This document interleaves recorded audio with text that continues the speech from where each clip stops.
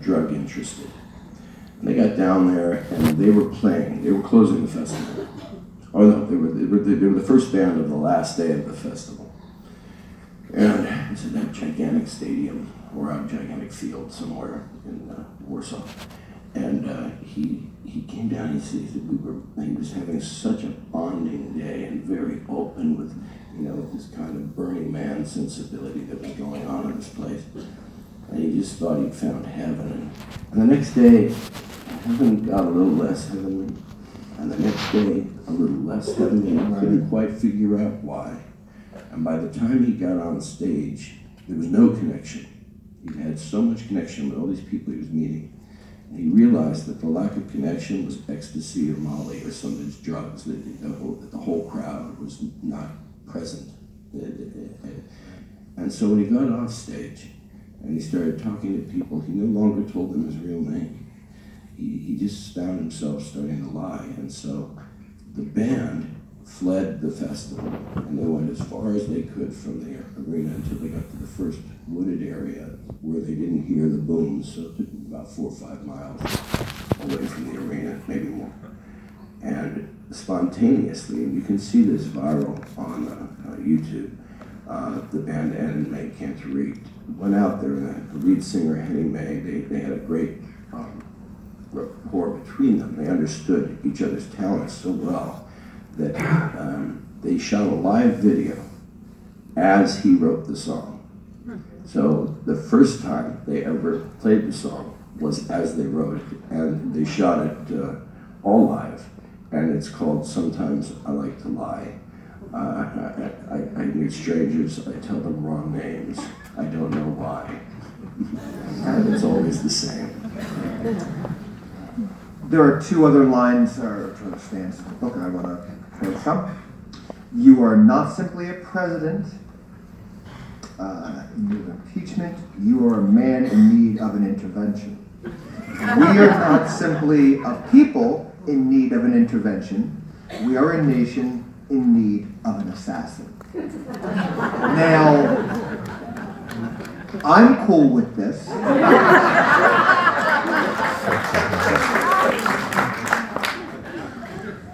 Kathy Griffin found herself unnecessarily ostracized from the comedy community because she hung a bloody stump of a fake Trump head. I know the book is just that. Number 1, do you anticipate problems for that line? And I mean, look, I bet you anticipate problems for all kinds of things in your life, but I'm curious as to, is this one? Because that's been said really well. There's 2 answers to that question. One is, and I'll express the genuine one first. Okay. This is fiction. Sure. And these are, in essence, the words of either Bob Honey or Pappy Pariah, which for me, it's kind of like when an assassin lets a bullet fly from an urban high tucked way back in the dark, 20 feet behind the window with a little sliver, and sees 5 blocks away the target. And then as soon as that's done, a cleaner will come and take care of the weapon. Right. You put a shirt on, you go outside and say, it wasn't me. So in terms of that suggestion, it wasn't me. Okay. But I also am at a point in life where, I am happy to join the club of the ostracized. I've kind of been the president of it for a while. Very good. I believe I have to open up the questions, open you up to the questions that the audience has thrown at me, thrown at you. Do you admire Kurt Vonnegut's fiction? Very much. I was telling someone just out here I missed an opportunity. I don't know what the opportunity would have been, other than I might have shared a few moments with him. I was making a movie in New York, across from the United Nations building, 75 yards up the block. Every morning, as I came out of my trailer to go to set, was Kurt Vonnegut on a bench writing. And I kept thinking, but they're rushing me to work. One of these mornings I'll do it, and I never did it. And then he was gone not long after. But yeah, I'm Breakfast the Champions. My one funny Kurt Vonnegut story, and I will keep, is that he had come from, I guess, New York or Connecticut, because a Philadelphia theater company had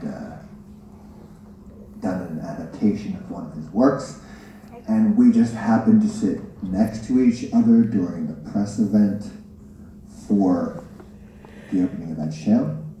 And I looked at him during that show, and he seemed positively dour. And I said, "Are you enjoying this?" He said, "God, no. Do you want to get a drink?" So that's all. I had to. I'm never going to get another reason to tell a Kurt Vonnegut story again. And I won't say the play, and I won't say the company. So there we go. Huh. Okay. I'll give this a shot. This comes from Alexis A., I think. How did the writing process compare to the creative process in preparing for a role, and did it satisfy the same or a different urge?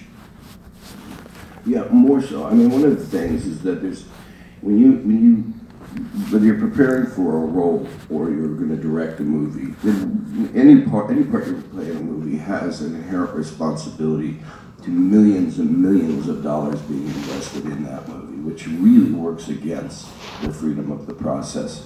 And it's a challenge, for those who are up to it. I was up to it in some cases for many years. Not up to it or interested in it anymore. And to be able to, if you convince people, financiers, to make a movie, you do your best to tell them exactly what you have in mind.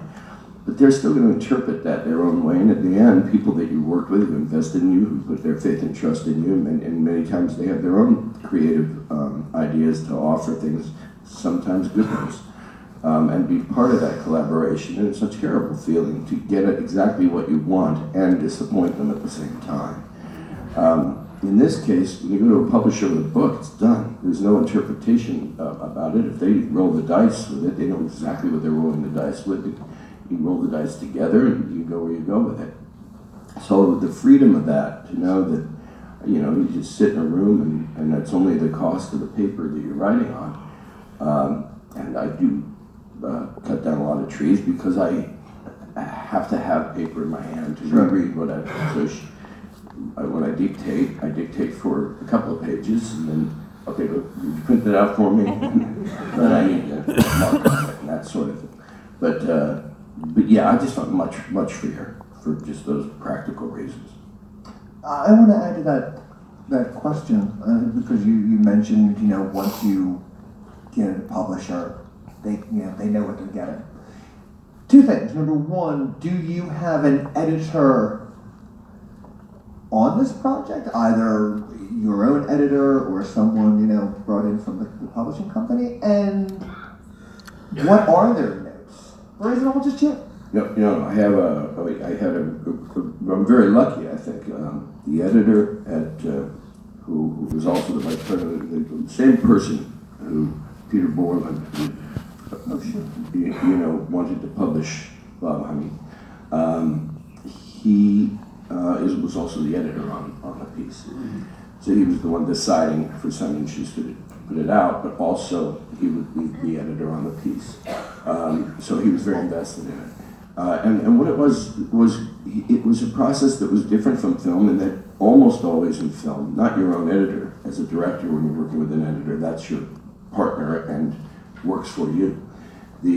But the other people who want to influence it, producers, so on and so forth, and there's always some compromise of this, whether you have final cut on a movie or not. You're always going to have these pressures and influence, but then it's very hard to keep your head above water in terms of thinking your own thoughts.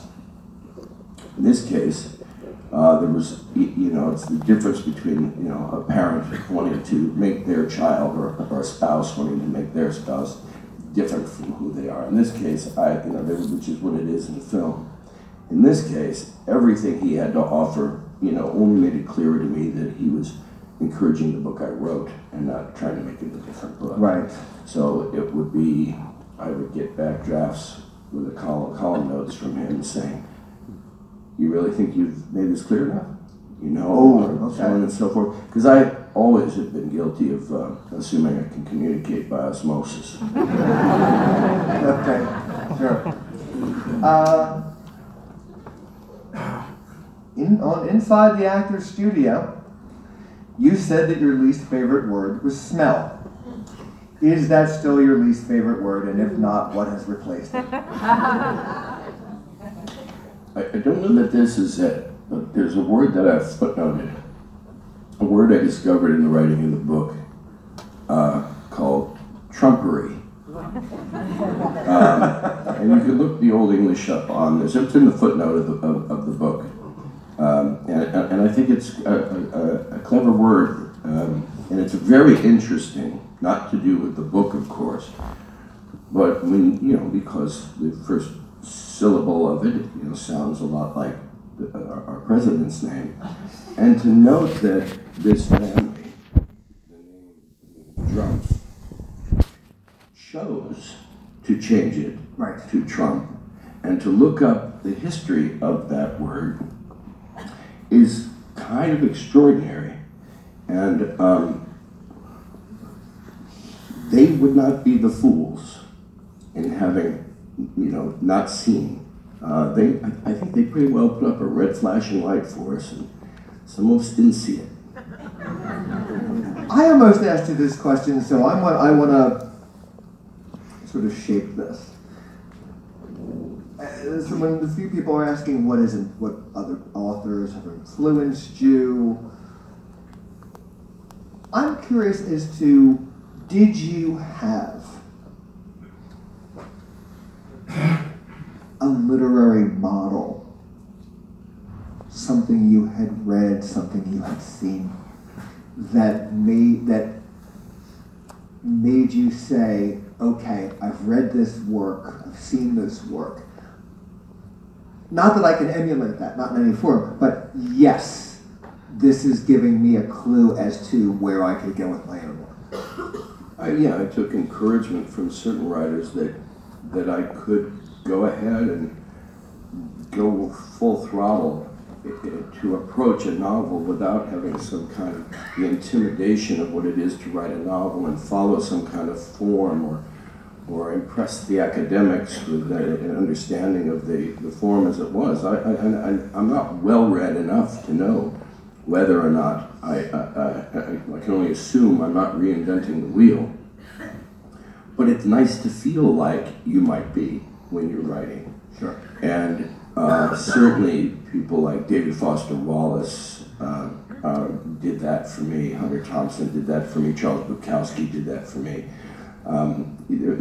Harry Crews did that for me. Yeah, sure. Yeah. This is an interesting wording, and I'm going to let it go because it sounds holier than you might have meant it, or maybe you did mean it.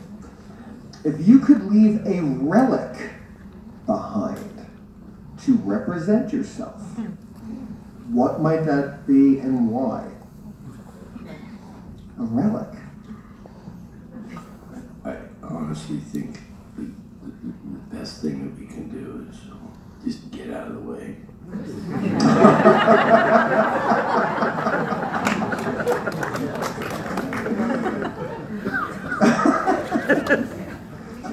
If you'd asked the 30-year-old me that question, you'd be looking at the relic he'd have pointed me.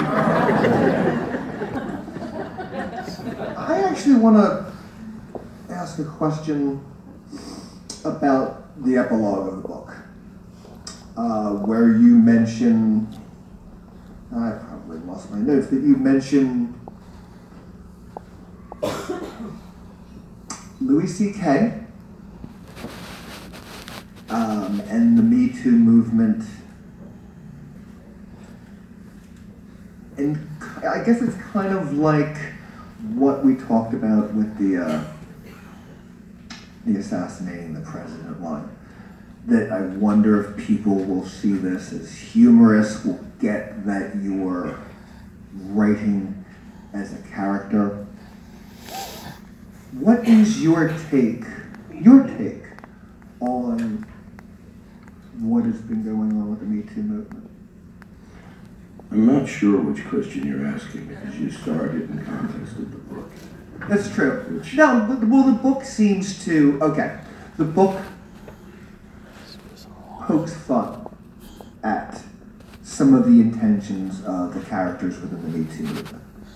I don't know that that's true. Go ahead. I think that the dialogue and the kind of rhythm of what happens when we start to harmonize at the end of the book all of these flash moments.